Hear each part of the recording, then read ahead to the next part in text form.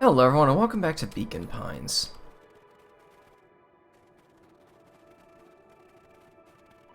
If I remember correctly, it can get awful cold out there in those woods, Luca. Probably best you two stay put and conserve your energy. Help's on the way. Where's Rollo? Where's my mom? Did you kill her? Oh heavens no. Do I seem like a killer to you? Well, do I? Ah, shucks, now that hurts my feelings. Screw that guy.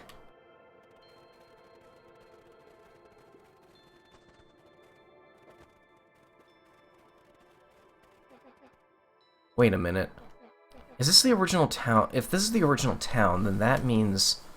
Iggy darted behind a large pine and began digging furiously. He emerged holding a shoebox with a crude skull painted on its lid. What is that? Long story. So a few years back, I came into possession of some premium-grade fireworks. Not the wimpy firecracker stuff they give kids, the good stuff. So why'd you bury it under a tree? That's the long part of the story. You and Rollo were doing chores at Rollo's chicken coop, and you guys pissed me off for some reason or another. Rolled his eyes with realization. No, you didn't. A chuckle. Yep. I just wanted to give you guys a little scare. But like I said, these are some primo fireworks, so I might have underestimated things. You blew up the chicken coop. I prefer to think of it as a incendiary redecoration.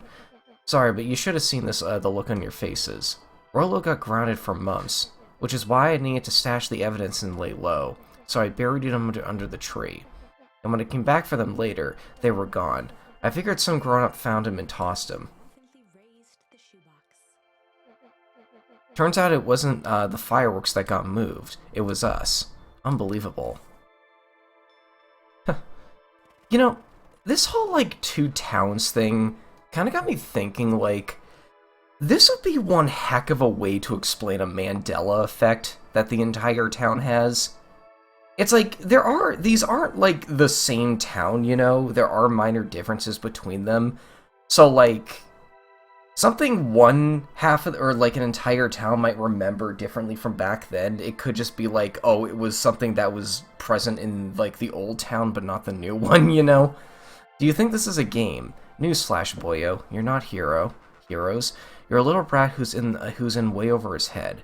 A hero is just someone who refuses to give up. Comics these days are rotting children's brains. Everyone thinks they're a spaceman superhero. I was always partial to Hank Atomic myself. Is that so? Do you really think you have a chance against us? You have no idea how powerful we are. Prepare for blast-off, loser.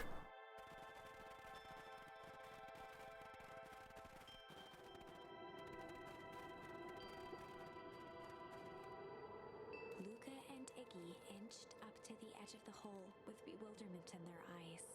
Arctic air breathed out of the cavern in heaving gusts. Echo. Echo. Whoa.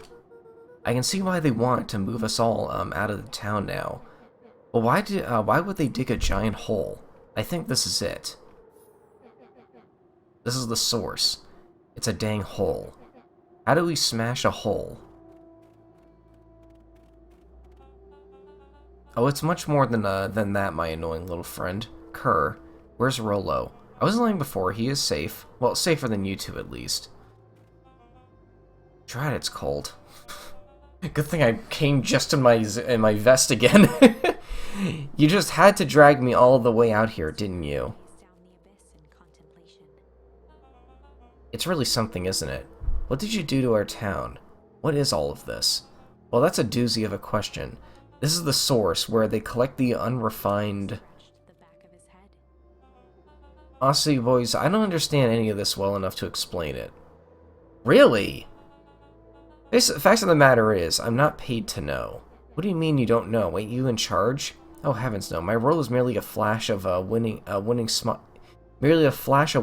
and manage various complications. Complications like us. You are a smart boy. It really is nothing personal. Some people are destined to strive for greatness, and others are simply obstacles along the way. Seems like you were destined to be a creepy lackey. The point is that we play our part in life. Mine just happens to be a lead in the role of a lifetime. You happen to be extras ready for your curtain call. We aren't giving up without a fight. Your smile's not going to be so winning after we're done with you. Now, boys, there's no need for melodrama.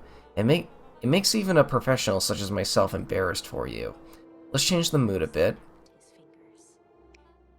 Scene change. There, that's better. Deal with them. Iggy turned to Luca with a sly glance. Why are you smirking? Because I have a box full of fireworks and you don't. Threatening to drop it down the hole. I mean, something's gotta light him, right? Stop. Let's not do something regrettable. Joke's on you, regret is one of my specialties. Out of curiosity, what would happen if I threw these in your precious hole? Nothing at all. You're a terrible liar. I'll have you know, I'm an exceptional liar. That's far enough. Bup.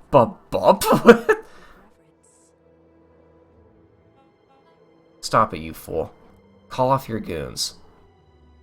After a long pause, Mr. Kerr flung up his hand with frustration. Very well.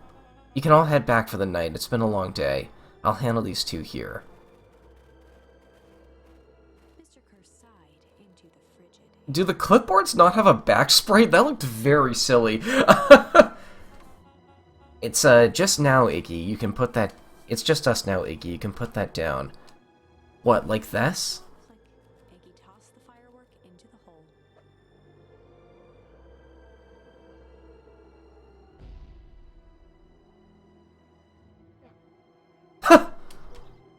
Whoa. Kerr leapt at Iggy, crashing through Luca. Oh! Oh my god! Iggy tried to twist away, but in the struggle they both tumbled over the side. Luca dove forward, bracing Iggy's hand just before it slipped. His grip was made precarious by the cold, wet snow. He could see Kerr further down, clinging to Iggy's coat. You reckless child, what have you done? Luca, listen to me. Hold on tight and use the walkie-talkie to call them back. How? What channel do I use? It doesn't matter. It'd make a damn difference. They're always listening. If you do that, the clipboards will just haul us up and snag us both. The only way to get you out of this is if Kerr's out of the picture. Just let go and save yourself. If he lets go, we will both die. I don't want to die, but seeing that look on your face almost makes it worth it. Mr. Kerr, you've had a long life. Why don't you actually do something selfless and just let go? Kerr gasped with insult. Long life? I'll have you know I can still play 25. You just have, you should have heard me sing the part of Phyllis Young. Look in his eye, Mr. Kerr began to hum a proud melody. Wow, can you believe this guy? Okay. Began to cramp. His voice began to crack. Kerr, just let go. No can do. If you want to save your friend, you'll have to save me too. Look at me. It's okay. Iggy loosened his grasp. You aren't going to kill your friend like that, are you? Muscle in Luca's body burned. I feel like we're about to get another choice here. I'm not his friend. Yes, you are. No, I'm just a no-good bully. Like you, Kerr. Iggy, no. And slipping. And I told you what you need to do with bullies. I can't. It's your only way out of this mess. Two birds with one stone. It makes sense for us to fall together. Wackadoos travel in packs. Over Iggy's face. Luca, let me do this. Was colder than the bitter air billowing from the chasm. Let me do the right thing for once. Yep, okay. Refuse accept. Okay. Luca had no choice but to accept Iggy's request. With a quiet I feel like this will lead to a game over faster. fell down into the howling void. As his fingers slowly gave up, he met eyes with Iggy. Good.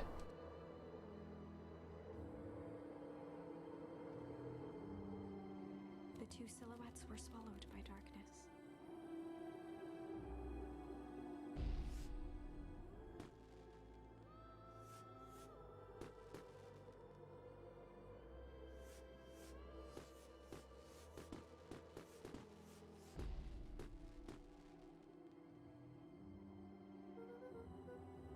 Hell of a goodbye, Iggy. Oh, you again. I actually forgot your name. Admittedly, it's been a few days since I last recorded. Luca, you should really step back. What? Quickly.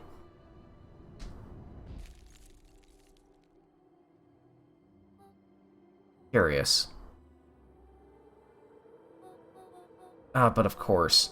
Those fireworks of Iggy's must have been just the right amount of energy. We should get out of here before a perennial harvest arrives. Not until you tell me what just happened. Your friend's sacrifice just saved this town. For a little while, anyway. How? Tempus liquamine is a peculiar substance. It can change the relation between matter and time itself, but doing so requires unfathomable energy. In a closed system, that energy can only come from its surroundings. A useful side product of this property being, by adding precisely the correct amount of energy to it, one can create a cryogenic cascade. So the gunk makes things cold and the firework makes the whole freeze over. That's one way to put it, yes. As dumb luck would have it, the fireworks weren't strong enough to generate a runaway reaction. I shudder to think what would have happened in that case. Ha! Nice. It will take them a good while to safely break through and access the source again. If you know all this stuff, why haven't you been helping? I have been, in my way. Each one of us has our role to play. Iggy's role, it turns out, was to buy precious time. Mine has just been to observe and wait. Okay, Zero. Wait for what? You. Me? Why? What's my role? Flashed in Nat's eyes. Nat. Luca von Horn, you are going to save the world. Okay. Turned and walked west, dumbfounded. So we need you to project your consciousness into the past. Every step taking him further away from everyone and everything he knew, and closer to destiny. To be continued in Beacon Pines, Pines Harder. Are you serious? Wait. Lunch served cold. Second time's a charm? Wait, that's it? This ends with a crummy cliffhanger just when it was getting good? I was even starting to like Iggy. No way. I refuse to be associated with some never-ending parade of sequels. Let's go back and find something more definitive. Sure. Oh my god, that art, dude. Like...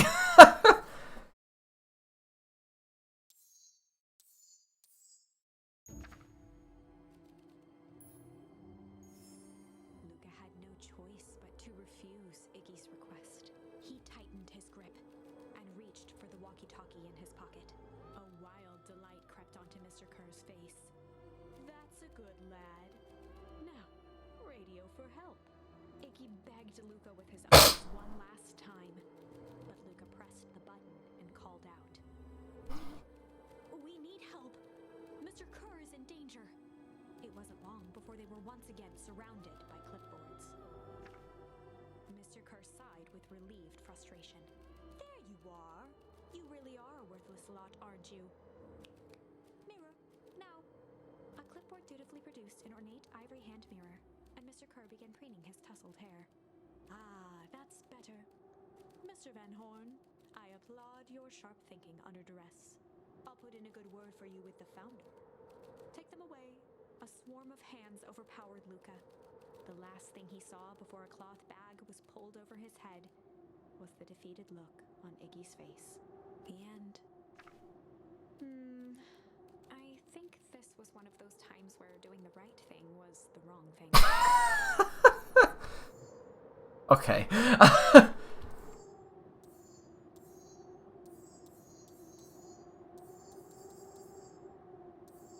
I'm waiting for that one moment where, like, something really early on we get another option for.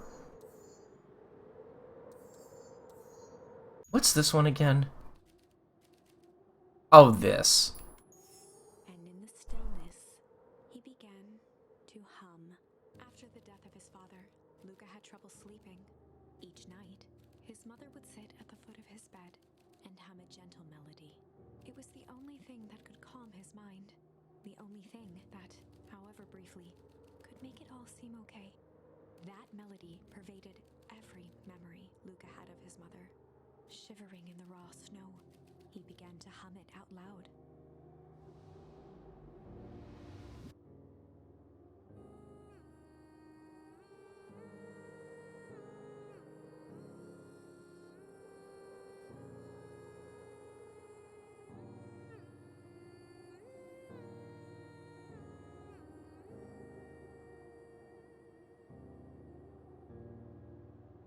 Gran lowered the torch, listening closely. As recognition slowly set in, her heart sank. Those countless nights of consolation, the incomparable loss they shared together. She let the torch fall to the snow and sizzle out. A few steps toward Luca was all she could bear before dropping to the snow herself. Through a flood of tears, she began to hum along, note for note.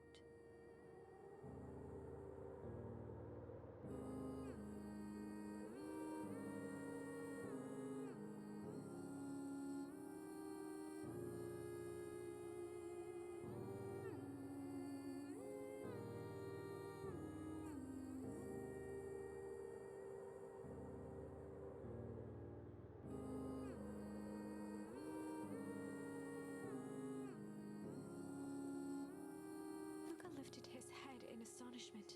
The last time he heard that melody was the last night he saw his mother. How do you know? I'm so sorry, my little buckaroo. Buckaroo? The only people who call me that are my dad and your mother. Okay. I'm gonna be honest, I was expecting her to just be some complete stranger to us. Luca blinked through blurry, watery eyes, trying to see more clearly. He could just make out the impression of a familiar face. He peered across the snowscape at the woman on her knees. Something about her was undeniably his mother, only smaller, older, changed. Wait a minute. Okay, a thought I had is, like, why is she, like, super old if she's our mother? My first thought is, like, maybe it's a disguise, like, maybe that's a wig, and she put on so much clothing that she just looks old, but no, a big plot point of this whole game has been, like, that aging goop, you know? Maybe she got splashed with some of that. Mom? That's right, Buckaroo. Mom. Luca sprinted as fast as he could toward his mother. They held each other close, and the cold retreated from their bodies. Eleanor. I thought you were gone. You should have known I would never abandon my son. Looked down at Luca, tightening her embrace in an appeal for forgiveness. How? You're a smart man, Joseph. I thought you'd have piece it together by now. You were exposed. Ah! Okay, I think I was right. Mom, I don't understand any of this. What happened to you? Where did you go? Why did you leave me? I never left you. I was always right here, Luca. Why did you lie to me? It tore me up, Luca, but I did it to keep you safe. I thought that getting answers would help us both move on. But the more I discovered, the more I realized the dangers we were in. Until perennial harvest was stopped, it was better if everyone thought I was gone. You could have trusted me. These are bad people, Luca. They won't stop until they get what they want, and they don't care who gets hurt in the process. Then what do? We have to stop them. Slumped into the cold, wet snow. They can't be stopped. This is too big. I tried beating them at their own game. I'm done fighting fire with fire. A long time. Her voice felt like her own again. No more lies. I see now, there's a better way to stop perennial harvest. The cold hard truth. Concrete with pity. He looked small. Joseph stared into the snow as if searching it for answers. Come on, everyone, we've got a party to crash.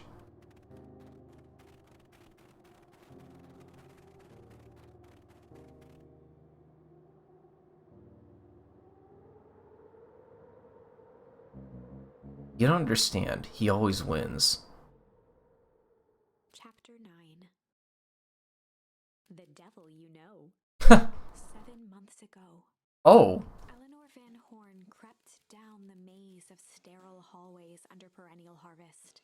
She stopped in front of the large steel door marked Deep Engineering. No turning back now. She raised a trembling hand. The stolen keycard worked as promised, and the door buzzed open with mechanical efficiency. She was immediately hit with the smell of disinfectant. It was some sort of laboratory. In one corner was a desk covered in papers. Across the room stood a tall metal pod with hoses protruding from its base. She rushed to the desk and began shifting through the piles of papers. They were experiment reports on something called Tempus Liquamen. There were dozens of them, every one stamped failed. Eleanor heard the sharp echo of footsteps approaching. Tempest kind of sounds like temporal, which I think is Latin for stuff related to time. She was out of time. Uh. Her eyes scanned the room, eventually landing on the strange pod. Muttering a curse under her breath, she dashed over and dove inside.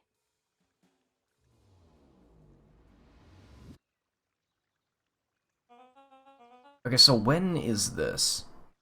I think it's just this again. And that is what change is all about. Oh yeah, that was before this point. Grabbing the future by the scruff of the neck and making things happen. Change is a choice. I am tickled pink that we will all be making that choice together. How great it is. This man is a liar. Excuse me. I will not. This town has a dangerous secret and perennial harvest only exists to keep it hidden. Nonsense. They picked up the whole damn town and moved it right under our noses. You aren't making any sense, dear. Kerr addressed the crowd with a sarcastic tone. Imagine such a thing. It's absurd and just plain impossible. They promised they could fix the foul harvest. They told us they would clean this place up. We just had to leave town for a few days. But while they had us evacuated, Mr. Hartford, I'm afraid I'm going to have to ask you to... You're afraid of a lot of things, aren't you? You sniveling little worm. This is, growing tiresome. A little help, please. Don't you all see? This festival is a sham, an excuse to have the whole town gather in one place. They're planning something awful. I don't know what, but these people are wicked. Don't listen to her, she has absolutely no proof. I am the proof. I am Eleanor Van Horn. Well, aren't you just just sneaky as the dickens? We all know Valentine's fertilizer was too good to be true, and now this whole town is paying the price. Ladies and gentlemen, I am so sorry about this disruption.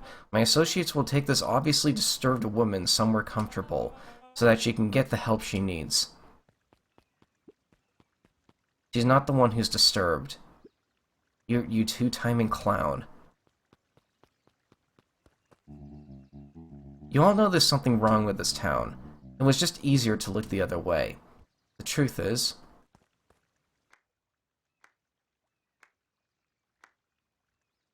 What? What? That's quite enough, Mr. Nuncreed. On Joseph Nuncreed's face. Yes, sir. Take them away. No, I want them to see this. The ever tempestuous Eleanor Van Horn. You've been quite the thorn in my side.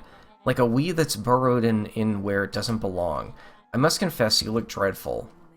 Plucking a piece of fuzz from his sweater and discarding it to the ground. Consider yourself in rare company. You've managed to pull one over on me. It won't happen again. I knew you had some sort of plan to disrupt our little party. But alas, I expected something a bit more impressive than incoherent rambling. No matter, your failures are yours to bear. Mr. Kerr? Yes, sir. It's a shame it was cut short, but I thank you for that rousing oratory. I will take it from here. Yes, sir, of course. You have done quality work for me, William. You can look forward to the recompense we agree upon. Founder, you are most gracious. Thankfully, we can dispense with the formalities from here on out. Pulled a glass vial from his pocket. In one smooth motion, he downed its contents. A triumphant smile grew across Solomon's lips. You can all call me Sharper Valentine. His body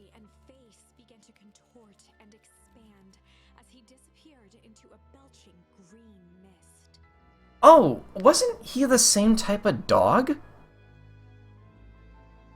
Wait. So they kind of got the growth stuff to work in reverse, and that did start to cross my mind like 10 text boxes ago, but I just didn't bring it up, but...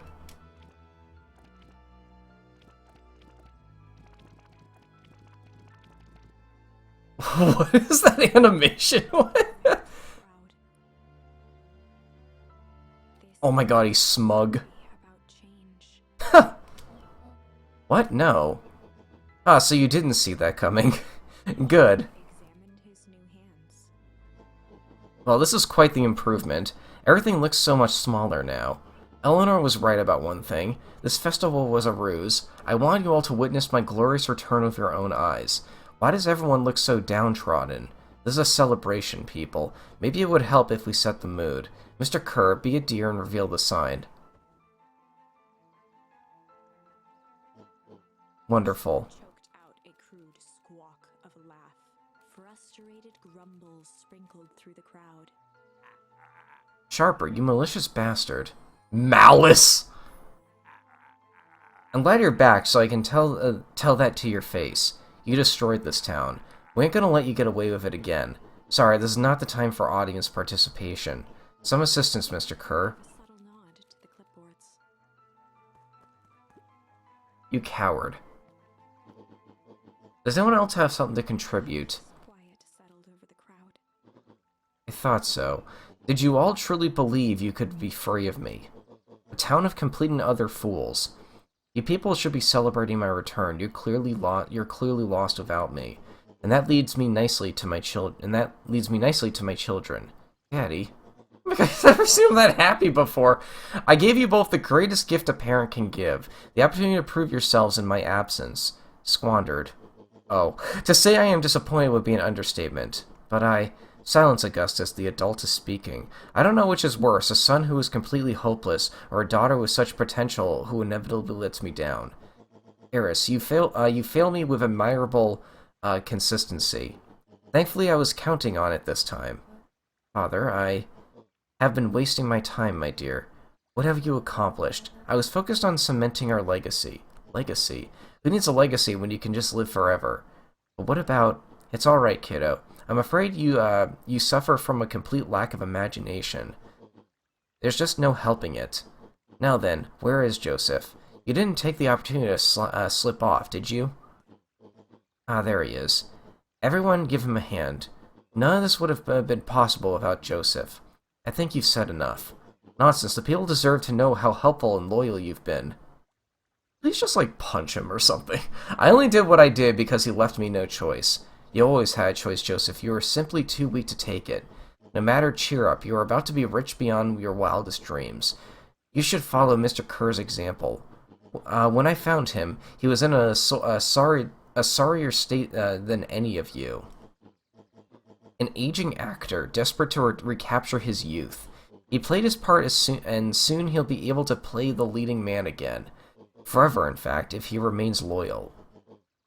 Oh, is that why he got so offended when Iggy called him old? Huh. That goes for all of you. Well, those who haven't already furred away my goodwill. Beacon Pines is mine again. And I am willing to share its spoils in exchange for absolute loyalty. Are you saying William Kerr was never in charge of Perennial Harvest? You think that puffed-up blather... I have never seen that word before. Could have accomplished all of this?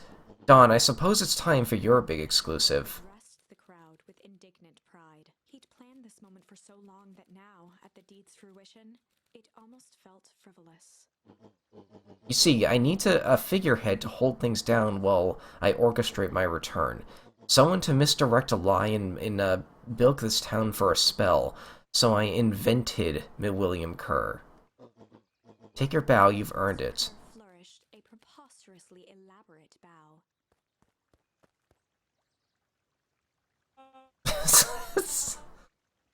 Patrick C. Montesquieu, Thespin Extraordinaire at your service.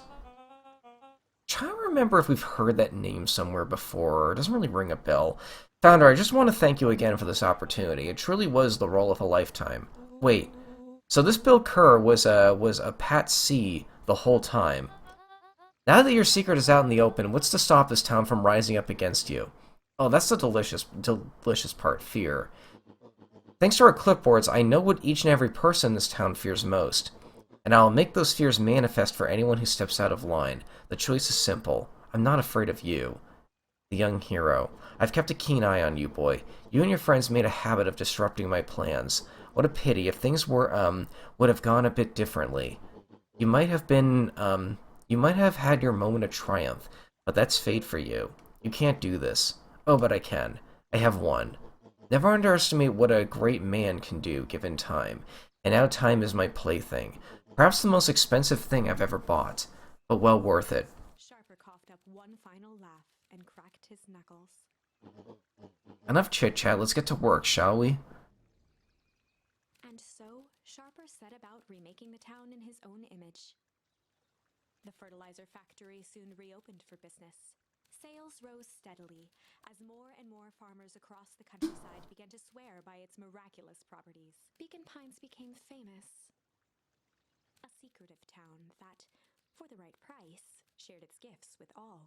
Gifts that became more and more necessary in a world where winters grew longer and longer. The end. This is wrong, but things are becoming clearer now. You can feel it, right? We can't let Sharper win. He might just be the key to this whole thing. Let's see. Okay, then.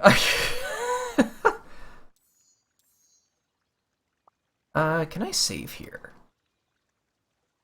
Yes, looks like it just auto-saved a minute ago. What do we have left? Malice. Oh, so I guess we just punch him and run in that situation or something.